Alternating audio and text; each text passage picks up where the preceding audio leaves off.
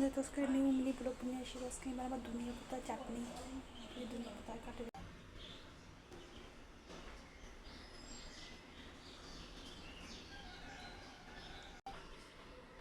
সাথে কাঁচা লঙ্কা, পেঁয়াজি, রসুন।